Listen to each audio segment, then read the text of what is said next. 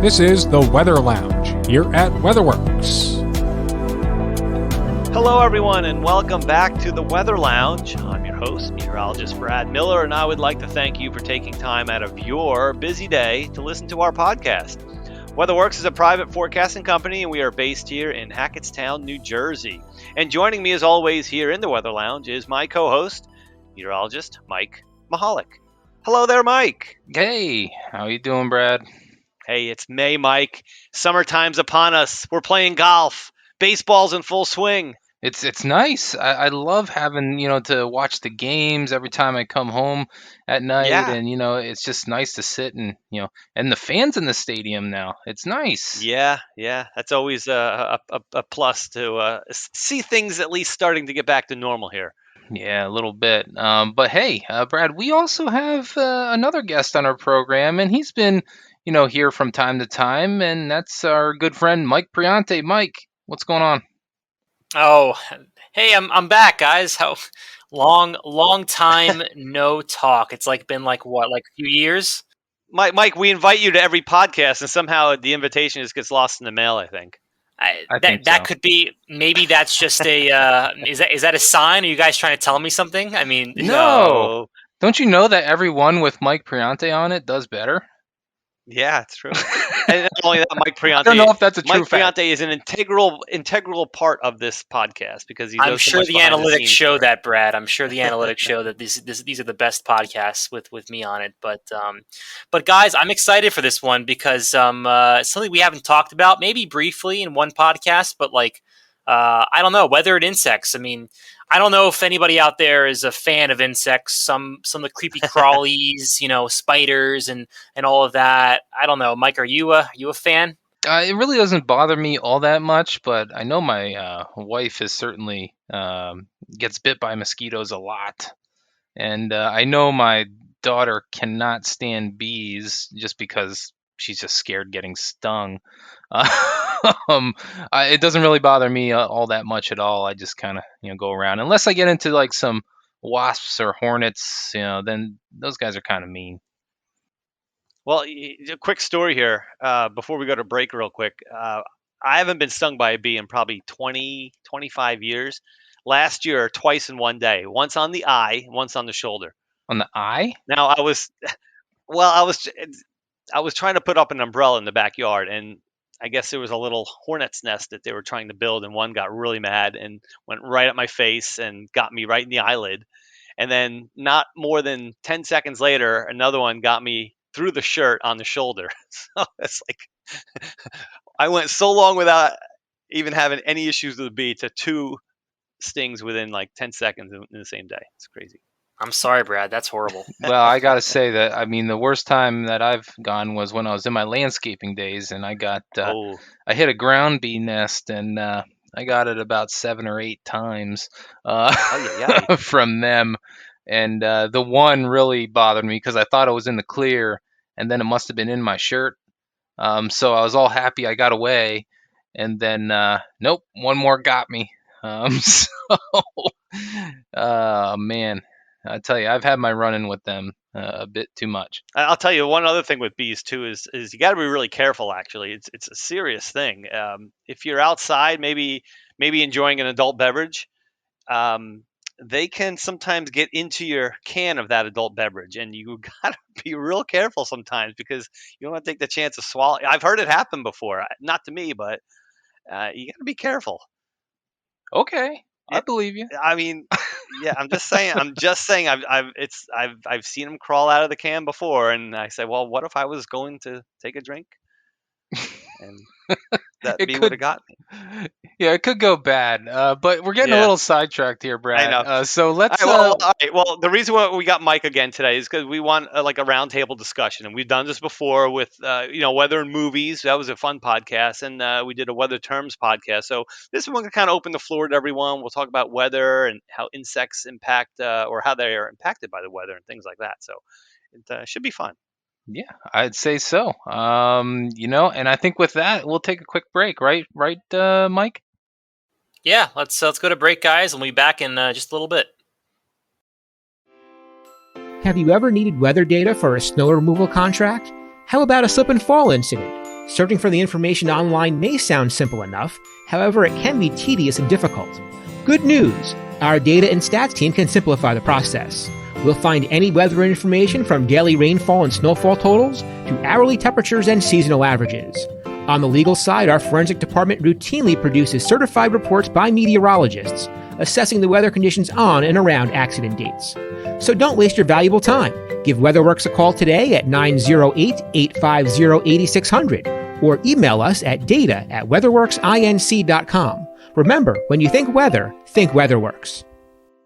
Hello, everyone. Welcome back to the Weather Lounge. One of your co-hosts this week, meteorologist Brad Miller, and we are talking about weather and insects and how maybe insects are impacted by the weather and how they react to different weather types and different patterns in the weather.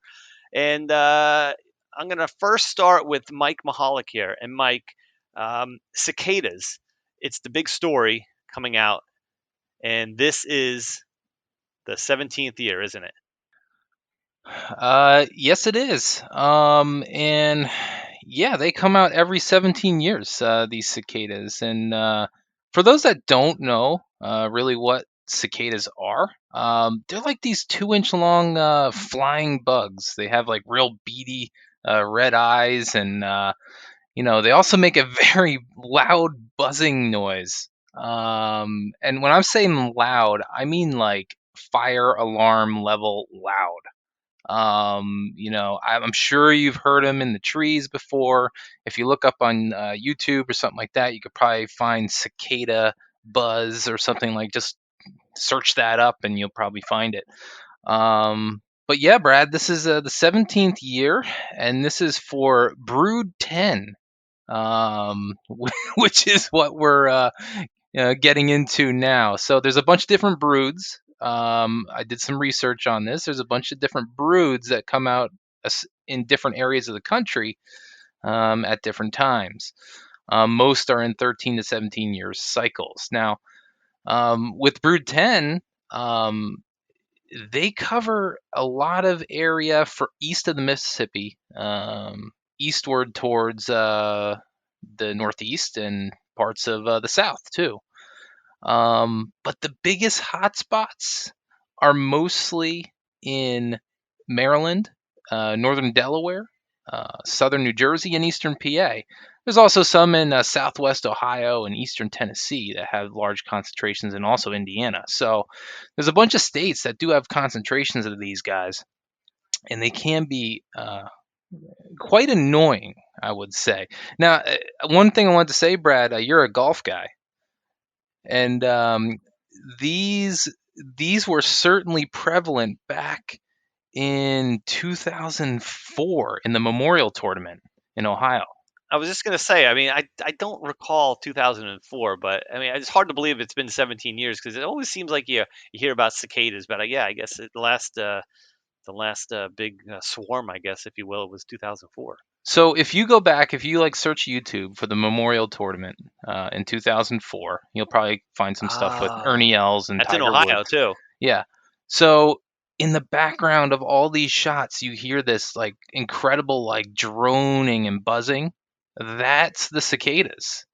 Like, they were just like drowning out everything. And I don't know what it's like to golf with those guys around. It's probably pretty annoying. But you've piqued my interest for sure. I will definitely go back and check on that stuff. Yeah. So anyway, like, bringing this back around, the reason why we're talking about these guys is because they come out dependent on the weather. So yes, they come out every 17 years, but they wait for the soil temperatures, the ground temperatures, to get to around 64 degrees or more, about 8 inches down before they come out.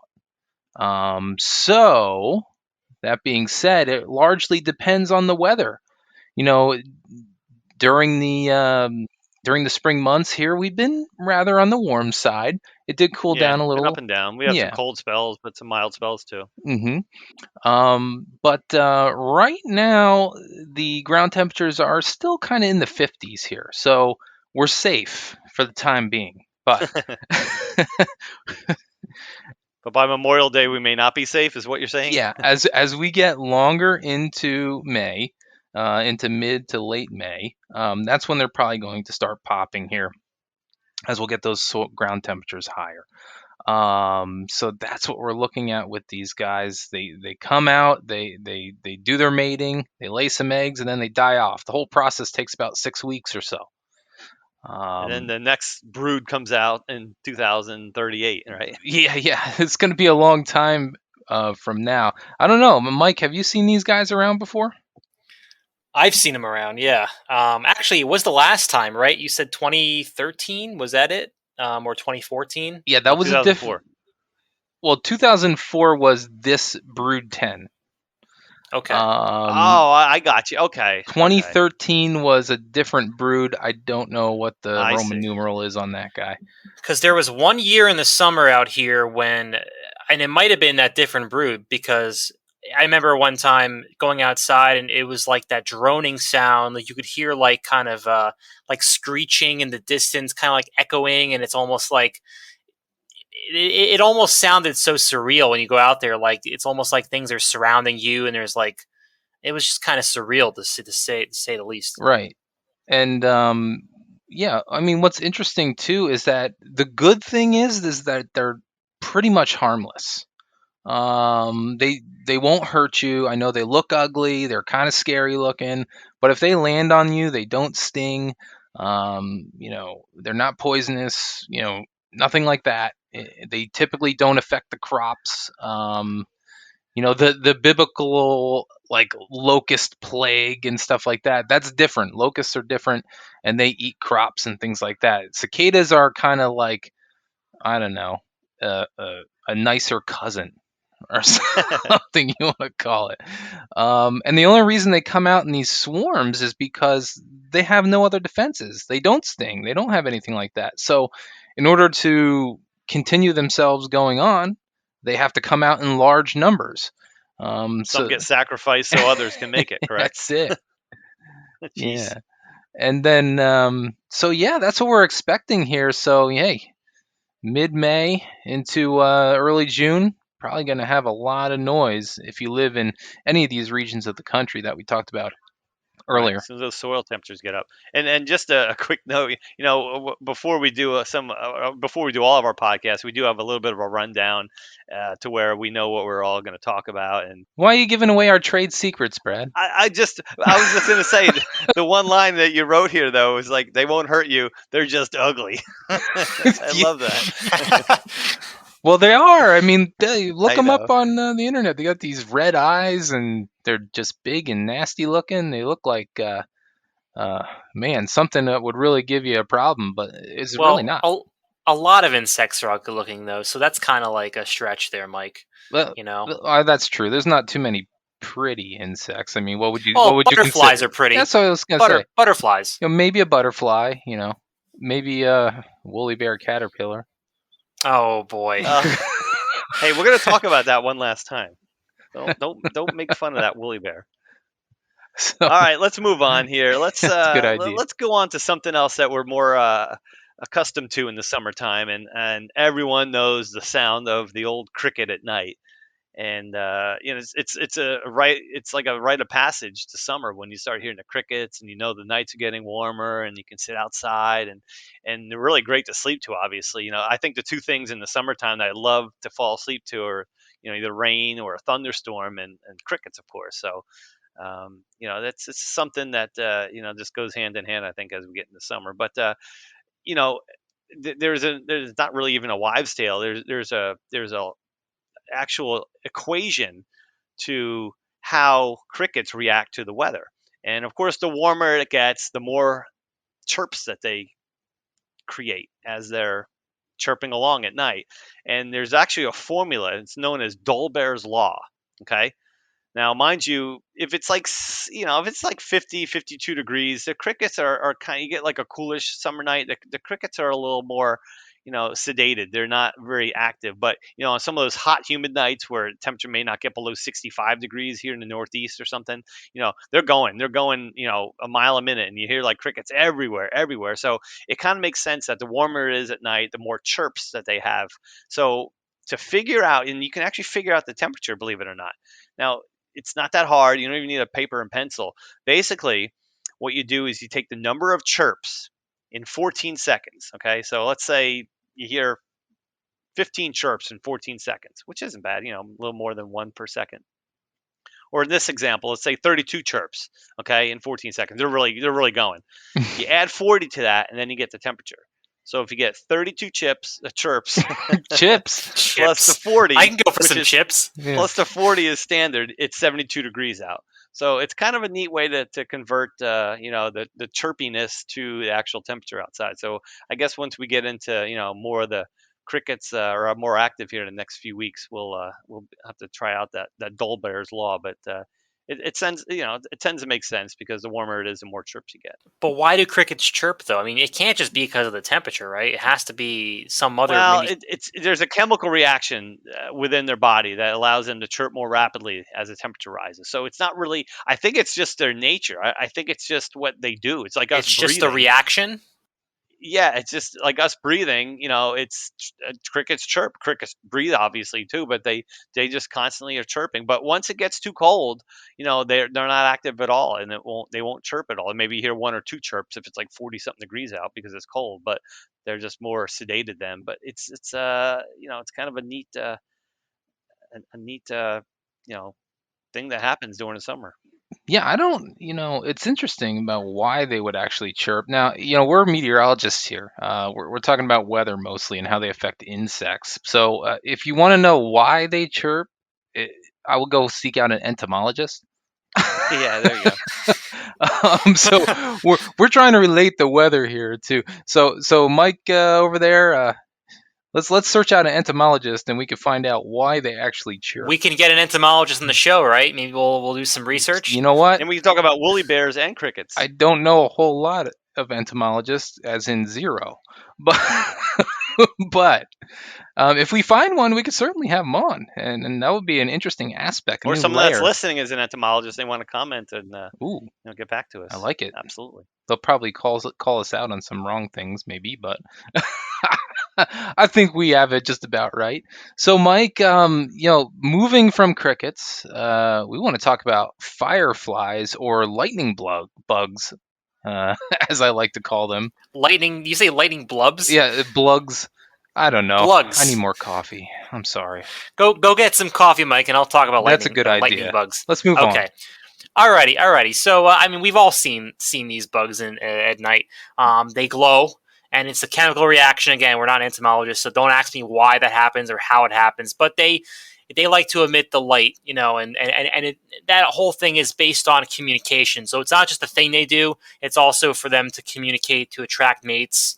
There's a whole thing going on with that. But talking about the weather aspect, so the way these bugs are, they're cold-blooded. So they like to slow down when it gets cold out. And the flashing can happen at a slower rate when it's colder. Once the air temperature actually reaches above 50 degrees, which seems to be the magical number, not just for fireflies, but for other bugs that we'll talk about. Probably for crickets too. For crickets and even mosquitoes too. Above 50 degrees, these bugs, they go crazy. And for the fireflies, they don't stop flashing. They're flying around. And then sometimes it's also to say, hey, this is my area. I'm defending it. So the flashing can be not just, a mating call, but it could also be, just marking territory. Marking territory, exactly. So an ideal time for these, because you don't see fireflies every night. Obviously, there's certain nights where they come out and they flash more than often. And an ideal night is a warm and muggy night. So after a big rainfall, if it's cloudy or the evening it's pretty mild, they like to come out. They like the warm air. They like the muggy conditions. If it's clear skies or the moon's out, a lot of radiational cooling going on, not the best night for them to really go out there. I mean, they're still going to be out there, but you just won't really see those dazzling colors, if it's not a muggy night. So humid nights in the summer, perfect time for fireflies. If it's dry and cool, like, early spring or late spring when it's still kind of like marginal, you're not going to see it. That's why a lot of the times you actually see fireflies happen late summer when we're solidly in the humidity, we're solidly in the warm air. So that's fireflies, interesting things that I didn't know about beforehand. So I see ourselves making a new WeatherWorks product. Don't go there, Mike. What? We got storm alerts. We forecast rain and everything. We could forecast the amount of cricket noise you're going to hear tonight. Frequency of fireflies Or tonight. we could our storm alert clients would love that, right? All right. Well, what about a forecast for mosquitoes? Can we do that? I mean, I'm sure that's probably more important than, I don't know. That's the state bird of Pennsylvania.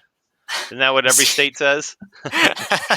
That's the state bird in New Jersey. Let's be real here. I mean, real quick before we go back to the mosquitoes, I just did a quick, Professor Google search, and it does look like the crickets chirp to call female mates. There you go. So there you go. Okay, so just like fireflies or lightning bugs, the light and the chirps, they help to attract mates. I guess that's a feature bugs use. I don't know what mosquitoes do though. Do they suck blood? And is that a thing where like the one who sucks the most blood? I don't know. I don't know if that's a good trait to have, but maybe for a mosquito it is. Like, hey man, I got 3 or 4 humans today. Oh man! All right. Well, who wants to talk about mosquitoes? Maybe they have like a check mark for each one they got for the day. They go back to their home and wherever they live and mark it. I'm getting sidetracked. Yes, you are. So, yeah. I mean, I'll talk a little bit about mosquitoes. That's fine. But seriously though, if we have a wet spring, that usually means we're in for a rough summer with a lot of mosquitoes out there. And if those of you out there who are very prone to getting bit, I mean, you know how annoying those certainly can be. Basically, the best thing to do to get rid of mosquitoes around your property would be to make sure there's not a lot of standing water around. So, I know bird baths are nice, and all that, but man, that's just to be a breeding ground. Exactly, a breeding ground for mosquitoes. Any puddles that form, it'd be nice if they form in your driveway, just sweep them off after the rain's over or something like that into the grass. Any way you can remove water just laying around your yard, because what the mosquitoes do is they lay eggs in that water, and that's how they continue to multiply. And fortunately, around my house, the mosquitoes aren't terrible, and mostly that's because it's pretty windy at my house a lot of times. I live kind of on top of a hill, and mosquitoes aren't very good at flying. So I get a little bit of wind, and they kind of blow the mosquitoes around, so it's hard for them to kind of latch onto you a lot of times if they're having a hard time finding you. So I would imagine around marshy areas too, if you live like around a stream or a creek or even a pond, areas where there's some higher water tables. I would imagine that may also contribute to some added mosquitoes around our property. Right, and also adding to the whole mosquito thing too, and this goes back to what I was talking about with fireflies, is that temperature is a huge factor for these bugs, especially mosquitoes. I mean, you notice how mosquitoes, like you always get bit when it's like really hot and humid out. I mean, they just tend to they thrive in that atmosphere. But when it gets cold, I mean, you don't get bit in like the springtime when it's like in the 40s and 50s, because a lot of these mosquitoes, while they are starting to get going, they're very lethargic, they're very slow. They tend to be more docile and kind of like they're reserving docile. their energies. Yeah, docile, but until they can. Yeah, you like it? There's a the weather lounge. The weather lounge, I guess thesaurus here. Dictionary. We're pulling, yeah. But anyway, the temperatures really affect these creatures, and when it gets really warm, they really buzz with activity, so to speak. That one thing too is you don't usually get bit by a mosquito like middle of the day. I mean, if you're out doing stuff, maybe see one or two. It's usually as you get towards evening, and that may go along to Mike's point. The windiest part of the day, even in the summer, even though it's not like windy. peak wind during any given day is usually like, late morning into early to mid afternoon. Winds start to die down usually towards evening, unless of course you have a storm or something. So that would also make sense too, as in they would congregate more. They would probably get a little bit more, a lot more activity going in the evening and early at night when the winds are low, light, and it's still pretty warm out, especially in the summer. So that kind of makes sense too, that, you go to a ball game, or, you go out and enjoy the evening somewhere, and you have a tendency to get a bite then versus like middle of the day. And it's interesting that we brought up earlier about the mosquito populations, and if there's an excess of rainfall, makes them more problematic because, it's hard to, I don't know where people are listening from, so I don't know, what to say if they're in a deficit of rainfall or if they're in a surplus. But at least I just did a quick search around eastern Pennsylvania, and there is a deficit running here in the spring. We're about a half inch below from March and 2 inches below in April average. So we are running a bit of a deficit of precipitation here. So hopefully it's not too bad of a mosquito season in this area, but I don't know. But I mean, if you go and you look through some of your, some of the data there, I'm sure you could find that a little bit better. I think there's even some regional maps that we could probably pull up here, but unfortunately, this is audio, so I can't show you that. You don't have an Oreo equation like you did for the atmosphere, which I thought still was awesome. An Oreo analogy with the when you describe the layers of the atmosphere on audio. Yeah. No, that was good, and yeah, it was. I don't have one of those, unfortunately. So if anyone's ever interested, you got to go back to where we did what was that, precipitation types podcast, mm-hmm. And Mike Mahalik decided to, and to his, I mean, he's just awesome with his description of how you show an atmosphere using an Oreo cookie, and it makes so much sense. So go back to that podcast if you're interested. It's a great analogy. Yeah. So with that, I mean, I think we cover mosquitoes pretty good here, and then moving on, I guess Brad wants to talk about woolly bears. Do it. They're not my favorite. Well, we've talked about woolly bears in our weather folklore podcast, but it deserves an honorable mention because I think it's the one insect that, I mean, granted, it's not really impacted by the weather per se because it's really thriving in the late summer, early fall, but it's a possible predictor of the weather as we head into winter. So I think everyone's heard of the woolly bear caterpillar. So basically it's a black and brown, has black and brown bands on it. And according to the folklore and, folks that you may talk to and been around for a while, live on farms and out in nature, if there's more black than brown on their stripes, or at least the black stripes are more so than the brown, then it indicates a harsh, cold winter. Now, if it's the other way around, there's more brown bands versus the black bands, or at least they're thicker than the black bands, then it may tend to forecast a milder winter. So, well, I don't know. I don't know what the... If you could see me right now, I'm shaking my head in disgust of the woolly bear. I'm sorry. I just I did some research on these guys, and there's just not a whole lot of accurate, scientific predictability from the caterpillar and winter. There's things that if the caterpillar is older, there's a certain more percentage of it is black, or I forget which one it is, if it's black or brown. Also, yeah, may tend to change their bands and width and all that stuff. Yep. And out of the same batch of eggs, this different striped caterpillars can come out of it. So it's kind of hard to get an actual accurate winter forecast. And for what part of the country does this count too? Where the woolly bear is, or is it everywhere, or does it somehow? What if you take a woolly bear from one part of the country and bring it to a different part of the country? Will it work then?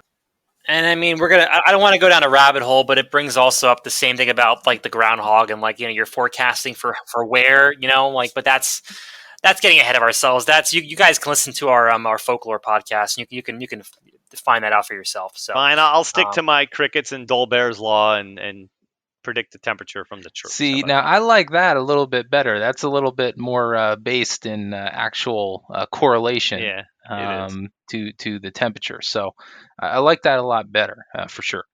All right, well, let's talk about how the weather, the different types of weather, that we have during, the summer and into the fall, and how that impacts all these different insects. Not only the ones that we mentioned, but several others. Yeah. So I guess I'll start off here, and essentially, dry weather is pretty much the bane of these I guess mosquitoes and insects. Mostly, ants and like mosquitoes. They really need wet weather. Dry, droughts, they don't do very well because they need to find water. And a lot of the times, you find a lot of these like ants and I don't think we have camel crickets. I don't know if you know what a camel cricket is. What but it's is a camel cricket? I mean, I'm trying to picture this thing in my head, and I'm like, what's got a big hump on its back, or it's a big cricket. I mean, I don't think we have them here in the Northeast, but I can send you a little chat here. You could take a look and see what they look like. Instead of chirping, they roar, or like don't camels make that weird sound? Oh my God! Look at that thing. Right? Wow. Yeah, take a look at search camel cricket if you don't know what that is. They could be I didn't know what they were until I looked this up. But you know what? I think I've seen that once or twice. Have you? Yeah. Well, hopefully you don't find that in your home because they love to go inside when there's a drought. So those are the ones that hop like crazy too. They're like a grasshopper. They're like grasshoppers, yeah. They're essentially grasshoppers, and actually, maybe that's right. Maybe I thought I was looking at a grasshopper, but it was a camel cricket. Maybe. But anyway, not to go ahead of myself. Again, we're not entomologists, but a lot of these mosquitoes love the water. Mosquitoes need water to lay their eggs, so no water, they can't produce. But some bugs like grasshoppers and mites actually thrive. So they like to destroy like crops. Somehow, whenever there's a drought, like grasshoppers and other different types of bugs can like feed on the crops because they find the moisture from the crops and they can feed on it. And essentially, they like to feed on it. So not all bugs will die in the drought. Some do actually survive, but the ones that don't are the ones that you'll probably find in your house because they're basically begging for some sort of like water. So.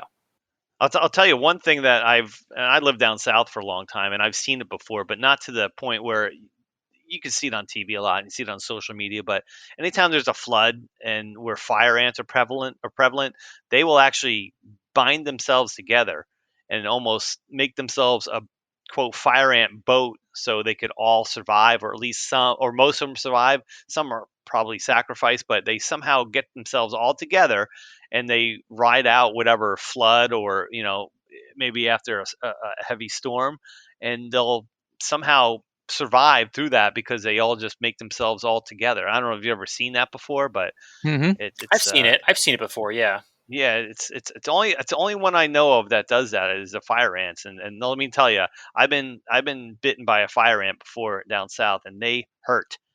And somehow it's not just one. Usually they have some kind of or some kind of chemical between them that they all know how to bite at the same time. So if you have like 8 or 9 of them on you, they'll bite you at the same time, and it just stings. It's a nasty thing. Those fire ants down there. Whew. Don't ever want to go near a fire ant pile, as they call them, because they'll get you. I guess that's why they call them fire We don't have them ants up here in the Northeast, but if anyone else is listening, they know exactly what I'm talking about with fire ants, because you do not want to mess with them. Ugh. Yeah. So we kind of hit on dry and wet weather all in the same boat there, I think, for the most part. I think we did a lot of the, and I mean one other thing with wet weather is, a lot of these bugs, just like with dry weather, they always come in. Spiders, cockroaches. When sometimes too much water is a bad thing. As much as they need water, as Brad said, floods and a lot of water, they love to go inside to find shelter when there's a lot of water. But typically, bugs need water to survive. Usually, so like most things. Of course. What they don't need is the cold weather, though. No, cold weather is the next thing. And I guess, certain species can't survive. We mentioned this before, so we won't go too much because we mentioned that magical number of 50 degrees. Right. Above 50 degrees, all bugs really do their own thing and they can survive. Below that is when they start to become more, like I said, lethargic. They become slower. A lot of flies, that their wings don't flap as fast as they do. Once you get below freezing, a lot of these can actually go dormant, and they can become more like, let's say, they go into hibernation essentially, in like a coma, so to speak. And then below 20 degrees, that's the danger zone because a lot of bugs can't really survive below 20 degrees. So in that case, typically bugs that will survive, they'll bury underground. They'll go under the dirt, sometimes like feet under the ground because that's where it stays warm. The soil doesn't get as cold when you go farther down in the earth. So that's how they'll survive. But anyone that's above surface will, especially if it's like 0 degrees or below freezing, they will pretty much not survive. So they need the warm weather. That's for sure. I'll tell you one thing that drives me crazy too is just another entomologist question is, all through the winter, you never see them, obviously, even if you get like a 40-degree day. But as soon as you get maybe one good mild day in like March when we're starting to transition into spring and you get like a 70-degree day, you almost always see that first bee. It could be like March 20th and here comes that first bee. I don't understand. Like all of a sudden it just goes from like winter and all of a sudden here's a bee. I mean, I don't know if anyone's ever seen that too, but that could be the thing I was talking about. A lot of bees, I don't know what kind of species actually do this, but they burrow underground and they come out when it gets warmer. So that's why all of a sudden, Brad, you probably see bees start flying around and they make their nests, above ground now because all the nests are underground where it's warmer. Maybe they could be the sacrificial bee for the nest or something. Like, hey, go check out the weather, and if you don't come back, we know it's still too cold. We got bee meteorologists. Yeah, I think it's funny when it gets colder and the bees get kind of very slow and kind of. This is true. Yeah, it's just like they come in and they're all like disoriented, almost like they had too many beers or something. and they just. Well, no, actually, bees can actually, a lot of like they can like you said. I think what Brad said earlier about. With beer, right, Brad? You said they can actually get into the beer. They can get drunk. I mean, you could like get the alcohol, and sometimes the bees can like not just beer, but like let's say the fermented like fruit from trees. Sometimes they can get drunk. It's possible. No, I was gonna say before we wrap this up, my brother. I'm not taking credit for this. My brother years and years ago said, and I don't know if he just said this out of the blue. He goes, I wonder that's why squirrels are so crazy when they cross the street and they're back and forth and they're acting all weird. And you think because they're eating maybe fermented fruit all day and some nuts and stuff off the trees and that they're getting some kind of like maybe they're drunk trying to run around. And you see some other like chipmunks the same way too. So I don't know if that's some kind of. Mike's looking at this like I don't think so, but I don't know. Maybe I believe it. I mean, like deer and animals can eat fermented fruit, and they could be maybe not what we think of as like being intoxicated, but a similar. Their bodily functions, their motor functions are not up to snuff. They're kind of running around and they're like they can't control themselves. It's probably the same thing. Speaking of things that insects drink, let's say. Do you know the cicadas, going back to there? They're underground for 17 years as nymphs. Do you know what they eat under there? Or drink? No idea. Root juice. I thought you were going to say root beer. No, but it could be maybe. So root juice, apparently. I was looking at that root juice. That doesn't sound very appetizing. But it's just something I found interesting since we're talking about beverages. But I think that about does it for this I think podcast. On that note, we may wrap it up. Yeah. All right, everybody. Thanks a lot for joining us on this week's podcast about insects and weather and how they are affected by it. And remember, we'll always have another podcast every 2 weeks. So please come back to the Weather Lounge and listen to those. We also have lots of episodes there that you can go back in our history. Otherwise, find WeatherWorks, I should say, on social media, Facebook, Twitter, Instagram, LinkedIn. And beyond that, guys, I'm really happy that you joined today and listened. And always, you could shoot us an email if you have a suggestion for the show or if you have a suggestion for a guest. That's weatherlounge@weatherworksinc.com. So thanks for joining us this week, and we'll see you next time.